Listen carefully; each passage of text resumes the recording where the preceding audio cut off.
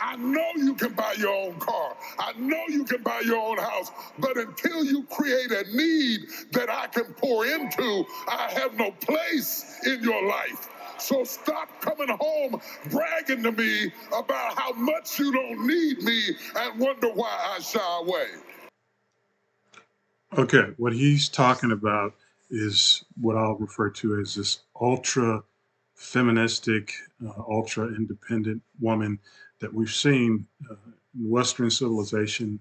Particularly, I'm most familiar here in the U.S. with this rise of women that are just ultra independent, and um, it really, you say, well, why does it matter? But you really find um, many women are ending up unhappy with the results when they pursue this ultra independent um, sort of vibe or this ultra independent um, mentality. Let me put it that way. Let me demonstrate with story time and tell you a true story, and maybe that will help clarify um, what we're seeing and the negative results. And I said negative because many of the women that are adhering to this ultra independent frame of mind are ended up unhappy.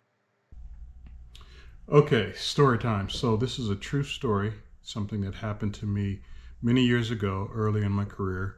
Um, I was an IT manager for a multi-million dollar company located on the West Coast in California.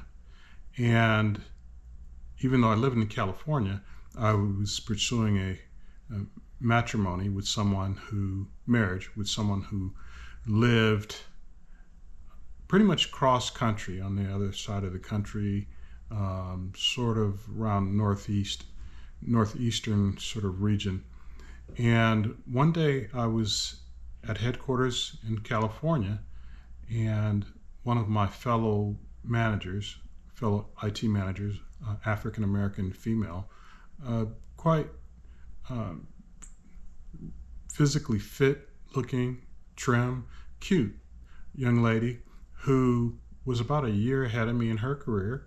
I had purchased a house not too long, purchased a house, and she, I believe at the time, owned a house, actually owned a much newer house in what's considered a much better area than where I owned a house.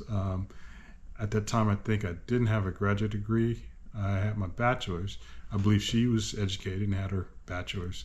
But the point I'm getting to has to do with what Bishop T.D. Jakes was talking about, these ultra independent women. Now, I'm not a T.D. Jakes fanatic, fan, member, or anything like that. But, on those cases where what he or different people say are true, is the truth.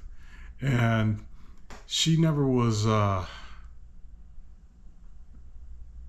wouldn't say she was mean toward me. We had whenever we interacted, we had a very sort of clinical, professional interchange. But the thing that shocked me in this conversation in the hallway, she appeared to want to chat a little bit.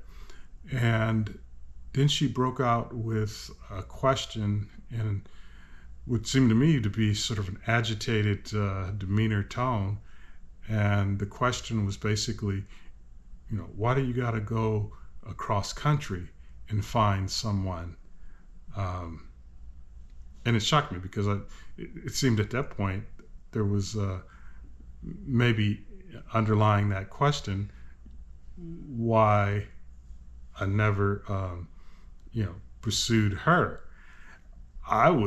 She always struck me as, highly intelligent, very driven in her job.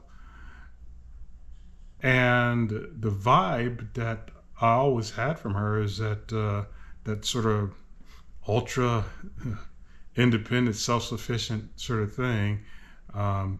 So here's the deal, ladies. if you absorb the ultra feminist, self-sufficient sort of manner, even if you don't intend to, if you're coming across like that, men pick up on that, and men, whether you intend to or not, give off the vibe. Men will sometimes take that unknowingly. They will sense that as you're not interested.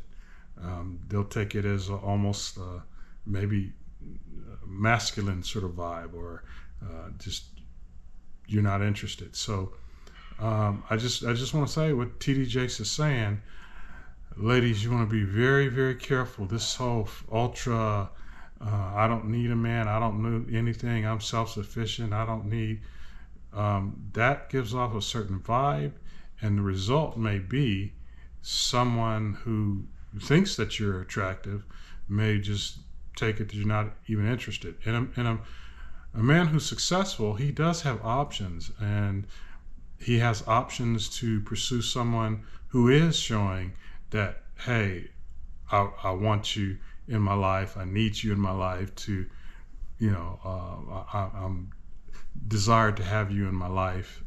You're important in my life. Because if a man is successful, and maybe men who are unsuccessful, but I'm speaking about men who are successful, they have options. And if they've got to pick between two, intelligent, lovely looking young ladies, 9 times out of 10, they're going to pick the one who gives off the vibe that there is a need for that man, for him in their life, as opposed to someone who just gives a vibe that they're not interested, they're self-sufficient. So that's my story.